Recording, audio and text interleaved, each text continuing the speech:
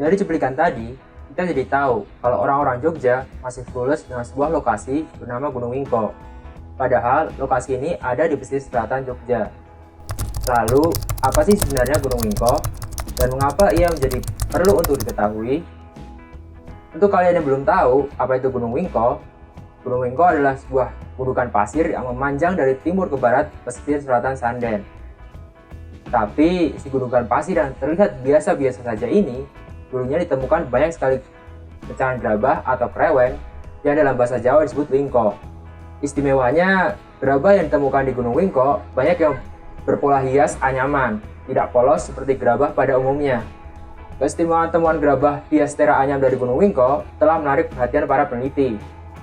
Pecahan gerabah dan temuan arkeologis penting lainnya semakin banyak ditemukan sejak pertama kali diteliti oleh Van der Hoek pada tahun 1949 dan kemudian dipublikasikan dalam buku Ragam-Ragam Perhiasan Indonesia. Hingga sekarang, telah banyak pecahan gerabah berhias tera pola anyaman yang ditemukan di bukit ini. Oleh karena itulah, Gunung Wingko akhirnya digolongkan jadi situs arkeologi. Balai Arkeologi Yogyakarta, sebagai institusi penelitian arkeologi yang berwenang di antara wilayah DIY, telah melakukan 9 kali penelitian di Gunung Wingko.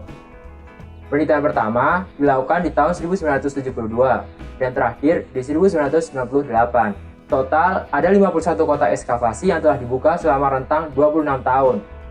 Sangat menakjubkan. Gunung Wingko nggak langsung tiba-tiba ada bim salah bim seperti sekarang, melainkan terbentuk pelan-pelan dengan berbagai proses geologis. Para peneliti berpendapat, pembentukan lingkungan Gunung Wingko tidak lepas dari andil dua proses pembentukan lapisan tanah, yaitu lapisan beting gisik dan lapisan aolian.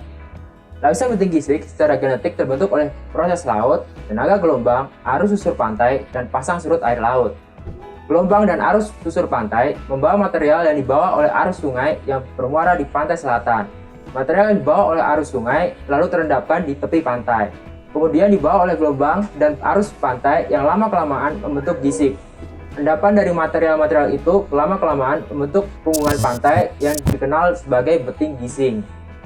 Dalam disertasinya, Gunadi Nitya-Aminoto mengklasifikasikan situs Gunung Wingko sebagai situs pemukiman dikarenakan masifnya temuan gerabah, rangka manusia, dan sisa tulang binatang di situs ini.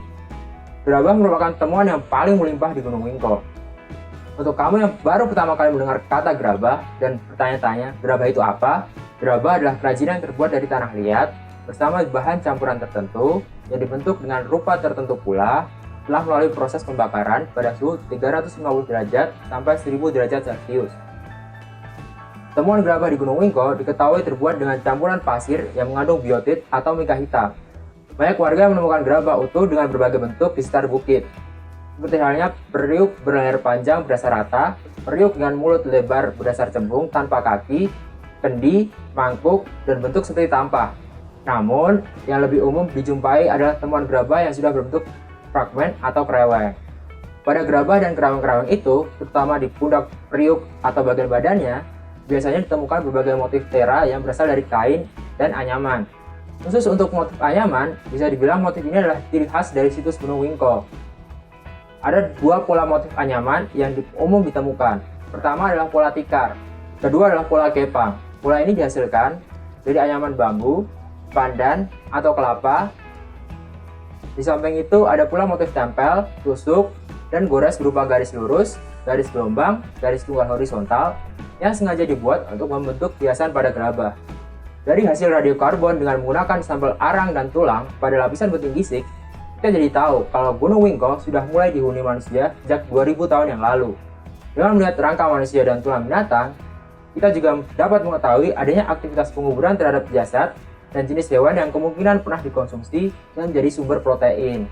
Dari hasil analisa yang dilakukan oleh Gunadi Nitya-Aminoto pada tahun 2001 dalam disertasinya, diketahui banyak temuan-temuan tulang hewan yang ada di Gunung Wingko. Beberapa di antaranya merupakan hewan yang di masa sekarang tergolong hewan yang diternakan, seperti kerbau, sapi, dan babi. Bisa jadi ini mengindikasikan adanya upaya pemeliharaan hewan oleh masyarakat mendukung kebudayaan Gunung Wingko.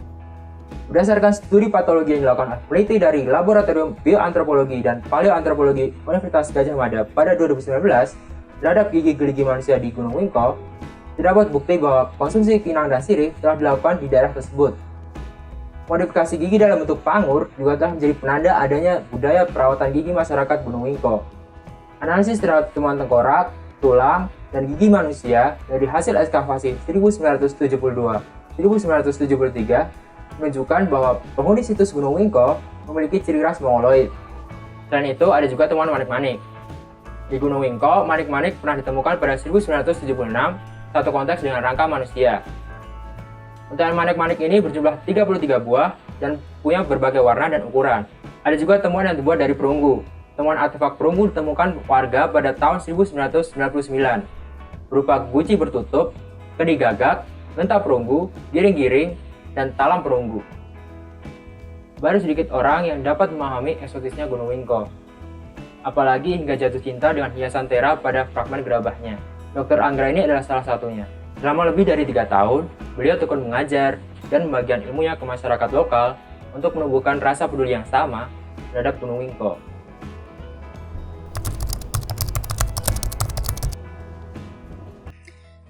Kalau kita membaca laporan penelitian atau terbitan-terbitan yang terkait dengan situs Gunung Wingko, seperti buku yang berjudul Gunung Wingko, situs penanda kehidupan pesisir selatan sejak awal Masehi hingga abad 17, kita akan mendapatkan informasi luar biasa tentang bukti kehidupan yang pernah berlangsung di masa lampau pada gumuk pasir yang membentang di sebelah utara Pantai Samas.